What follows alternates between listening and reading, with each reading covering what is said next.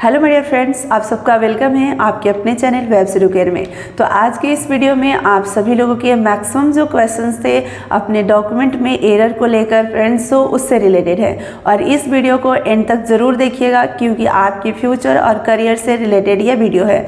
और फ्रेंड्स, इस वीडियो को मैक्सिमम से मैक्सिमम ग्रुप्स में अपने दोस्तों के बीच में शेयर करने का कोशिश कीजिएगा क्योंकि ये क्वेश्चंस मुझे लगता है कि हर 10 में से एक स्टूडेंट का है कि हमारे डॉक्यूमेंट में ये एरर है, हमारे मैट्रिक का सर्टिफिकेट चाहिए, इंटर में इस तरह का एरर है, फादर नेम में, मदर नेम में, मेरे खुद के नेम में, हमारे आधार कार्ड में इस तरह का, एड्रेस में ये चेंजेस है, ये एरर है। किसी का डेट ऑफ बर्थ जो है फॉर्म में कुछ अलग फिल हो गया है लेकिन है ये चीज़ सेलेक्ट करने में गलतियाँ हो गई है। बहुत सारे प्रॉब्लम्स जो है ना वो फ्रेंड्स बहुत सारे स्टूडेंट के पास होंगे, है ना। तो ये वीडियो उन तक ज़रूर पहुंचाने का आप प्रयास कीजिएगा, कोशिश कीजिएगा और इसमें इन सब का आंसर देने का मैं प्रयास करूंगी। फ्रेंड्स, सबसे पहले तो आपके माइंड से एक जो डर है ना डॉक्यूमेंट वेरिफिकेशन का, वो मैं निकालना चाहती हूँ। ये जो माइंड में आप डर बना के रखे हैं ना कि डॉक्यूमेंट वेरिफिकेशन में निकाल दिया जाएगा, इस तरह का वर्ड का इस्तेमाल आप नहीं कीजिए, निकाला नहीं जाएगा। क्यों? क्योंकि आपको पता है आप जेन्युइन कैंडिडेट हो, है ना। जब आप जेन्युइन कैंडिडेट हो, आप सही कैंडिडेट हो, तो ये वर्ड आपको अपने लिए यूज़ बिल्कुल नहीं करना है कि क्या मैम ये चीज़ हमारे पास नहीं है, इस तरह की गलती है तो हमें निकाल दिया जाएगा। क्यों निकाला जाएगा? आप सेलेक्टेड कैंडिडेट हो और गवर्नमेंट तो चाहेगी कि आप ज्वाइन कीजिए, मतलब कि आपको कॉल करके बुलाया जाएगा। भाई आप टेंशन नहीं लो, आप डरो नहीं। कुछ भी गलती है, कोई भी गड़बड़ी आपके अगर डॉक्यूमेंट्स में एरर है, एरर की मैं बात कर रही हूँ, तो आपको डरने की बिल्कुल भी ज़रूरत नहीं है। हर चीज़ का सॉल्यूशन होता है ना, ठीक है। तो फ्रेंड्स, यहाँ पर सॉल्यूशन आपको दिया जाएगा, न कि आपको निकाल दिया जाएगा। अगर कोई प्रॉब्लम होगा तो उसका सॉल्यूशन आपको दिया जाएगा, आपको टाइम दिया जाएगा, आपको परेशान नहीं होना है और आप उसका उतने टाइम में सॉल्यूशन कर लोगे, ठीक है। तो फ्रेंड्स, इसलिए मैं आप सभी लोगों को यही बोलना चाहूँगी कि फर्स्ट ऑफ ऑल अपने माइंड से जो डर है डॉक्यूमेंट वेरिफिकेशन का, उसको दूर कर दीजिए। देखिए फ्रेंड्स, आपके टाइम में टीआरई 1 टीआरई 2 वाले जो भी सिलेक्टेड कैंडिडेट है वो सब गाइड कर रहे हैं, तो आप सभी लोगों को परेशान होने की ज़रूरत नहीं है। आप खुद सोचिए, टीआरई 1 वाले जो थे ना, उन्होंने मतलब किस तरीके से पेशेंस रखा होगा, किस तरह की सारी चीज़ें झेली होगी ना, क्योंकि उनके टाइम तो कोई गाइड करने वाला भी नहीं होगा। बीपीएससी से रिलेटेड क्या चीज़ें होगी, सब कुछ न्यू, अलग, डिफरेंट, मतलब वो वेट ही करते होंगे कि क्या होगा, ठीक है। सब कुछ उनके लिए एक मतलब एक्सपेरिमेंट ही होगा। तो फ्रेंड्स, इसलिए आप सभी लोगों को मैं बता रही हूँ, मेरा भी जब डॉक्यूमेंट वेरिफिकेशन हुआ था तो मुझे बिल्कुल भी नहीं लगा कि कोई जॉब का डॉक्यूमेंट वेरिफिकेशन मेरा हो रहा है। नॉर्मल, एकदम बिल्कुल नॉर्मल। जितना मतलब यूट्यूब पे मैं सुनती थी, जितना लोग डराते थे, ये कर लो, वो कर लो, ये लेके जाना, वो लेके जाना, वहाँ जाने के बाद मुझे लगा कि जितनी चीज़ें मतलब बताई जाती थी बढ़ा चढ़ा करके, उतनी चीज़ें तो यहाँ है ही नहीं। मतलब नॉर्मल सा है। एक डर सा मन में जो था ना, वो बिल्कुल वहाँ जाते ही ख़त्म हो गया, ठीक है। क्योंकि वहाँ का जो वातावरण होगा ना बिल्कुल डिफरेंट होगा। आपके मन में जो भी डर है ना, वहाँ जाने के बाद ख़त्म हो जाएगा, ठीक है। लोग बाहर वेट करते रहते थे, कुछ गलती तो नहीं हो गया। अगर आप डॉक्यूमेंट वेरिफिकेशन से पहले तुरंत आप आ जाते थे तो मतलब पेरेंट्स जो थे वो डर जाते थे कि अरे बाप रे, क्या हो गया, पहले आगे नहीं हुआ क्या, निकाल दिया गया क्या। ऐसा कुछ भी नहीं है, आपको रिलैक्स जाना है, ठीक है। वहाँ पर अधिकारी भी होते हैं, उनसे आप क्वेश्चन भी कर सकते हो, वो बताते भी हैं, सपोर्ट भी करते हैं। सारे डॉक्यूमेंट का लिस्ट भी वहाँ लगा होता है, उसी के अकॉर्डिंग सारे डॉक्यूमेंट्स आप अपना अरेंज करोगे, ये सारी चीज़ें, ठीक है। आपको किसी भी तरह का कोई प्रॉब्लम नहीं होगा, ठीक है। और फ्रेंड्स, मैं आपको बताना चाहूँगी कि अगर एरर है आपके डॉक्यूमेंट में तो आपको क्या करना चाहिए, ठीक है, क्योंकि इसी के ऊपर आज का हमारा वीडियो है।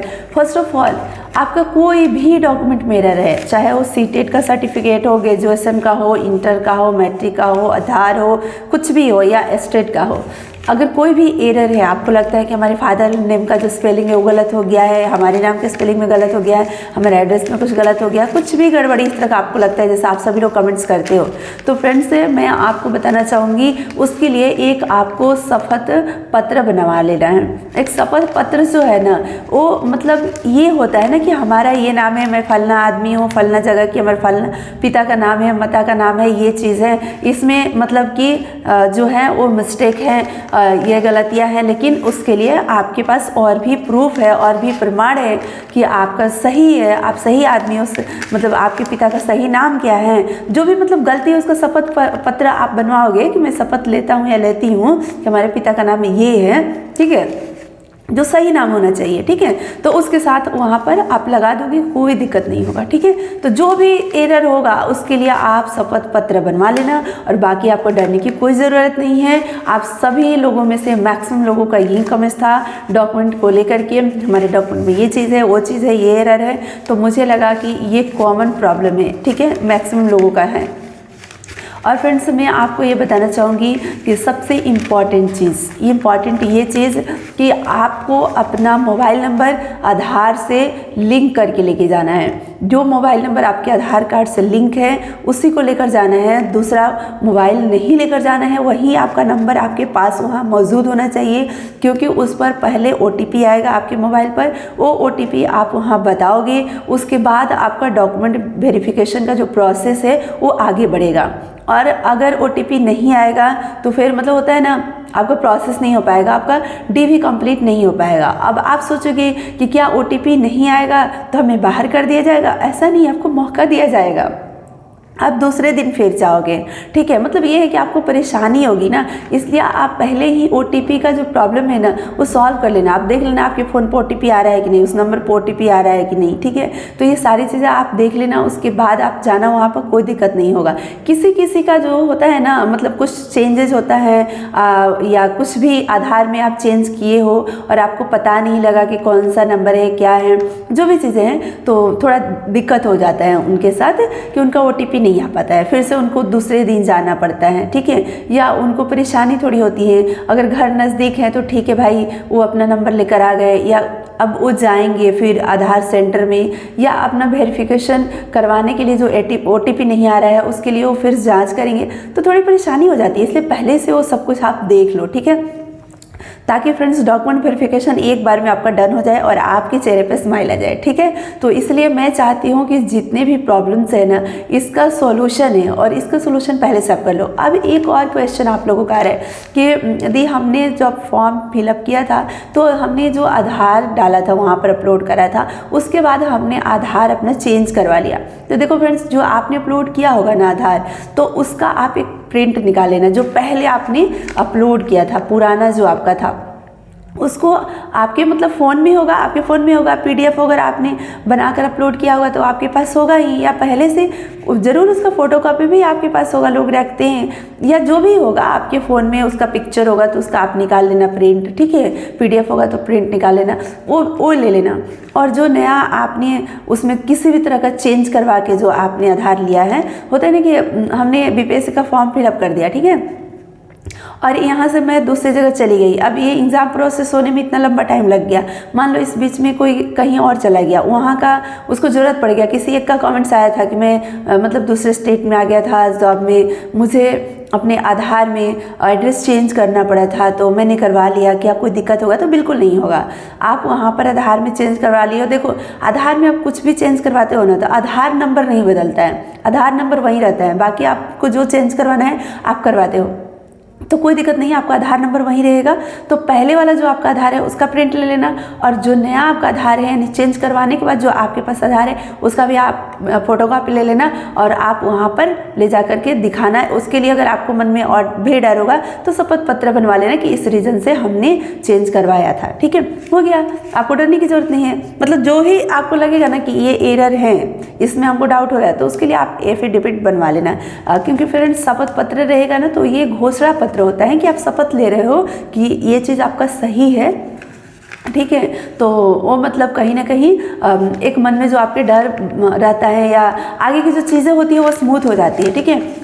और इसके अलावा मैं आपको ये बताना चाहूँगी कि फ्रेंड्स, जो आधार से लिंक मोबाइल नंबर है, इसके लिए आप थोड़ा सीरियसली देखना, क्योंकि बहुत से लोगों को वहाँ पर जाते हैं तो OTP वगैरह नहीं आता है तो परेशान होते हैं। फाइल वगैरह आप बना लेना, 2 फाइल, एक में ओरिजिनल और एक में जितने भी फ़ोटोकॉपी होंगे, और जितने भी वाटरमार्क वाले डॉक्यूमेंट होंगे उसके लिए आपको परेशान नहीं होना है। जैसे ही साइट पर अपलोड होगा आपको पता चल जाएगा, आप अपने यूज़र ID पासवर्ड से लॉगिन करोगे तो वहाँ शो करेगा। अभी नहीं, जब काउंसलिंग शुरू होने वाला रहता है उसे कुछ दिन पहले अपलोड किया जाता है, और उसका मतलब आपको जानकारी मिल जाएगा। आज के डेट में तो फ्रेंड्स यूट्यूब है जो हर चीज़ पता चल जाता है, पता चल जाएगा, वहाँ से आप डाउनलोड करके प्रिंट आप निकलवा लेना और सारे डॉक्यूमेंट लेकर जाना है। जितने भी डॉक्यूमेंट आपने अपलोड करे हैं, इंपॉर्टेंट ये बात है फ्रेंड्स कि जितने भी डॉक्यूमेंट आपने अपलोड करे हैं उस सारे डॉक्यूमेंट आपको ओरिजिनल फॉर्म में लेकर जाना है। जो भी है, जैसे मान लो आप लोगों का एक क्वेश्चन था कि हमारा बीएड का प्रोविजनल सर्टिफिकेट था, उसी से हमने फॉर्म फिलअप कर दिया और अभी हमारे पास ओरिजिनल डिग्री आ गया है, तो मैं क्या करूँ। ठीक है, तो फ्रेंड्स मैं बताना चाहूँगी कि अगर आपने प्रोविजनल से फॉर्म फिलअप किया है ना, तो वहाँ पर प्रोविजनल देखा जाएगा। जो भी आपने अपलोड करा है ना, वो आपको वहाँ लेकर जाना है, वो मांगा जाएगा। ठीक है, जैसे मान लो कोई EWS कैटेगरी में बिलोंग करते हैं, OBC में करते हैं, उसका मतलब कि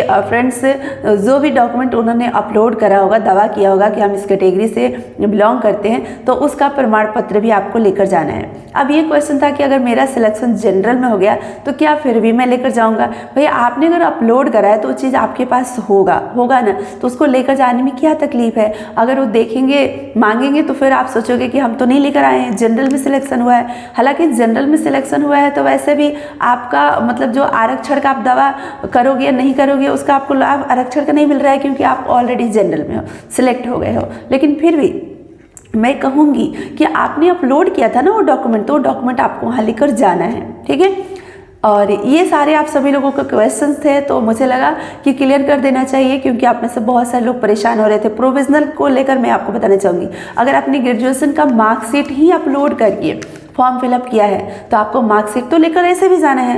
और फ्रेंड्स आप वो मार्कशीट लेकर जाओगे, अगर आपके पास सर्टिफिकेट आ चुका है तो आप सर्टिफिकेट भी लेकर जाओगे, लेकिन जो अपलोड आपने किया है उसको मिस नहीं करना। अभी नहीं सोचना है कि हमने प्रोविजनल अपलोड किया था और अब हमारे पास ओरिजिनल हो गया तो मैं ओरिजिनल ही लेकर जाऊंगी, प्रोविजनल नहीं लेकर जाऊंगी।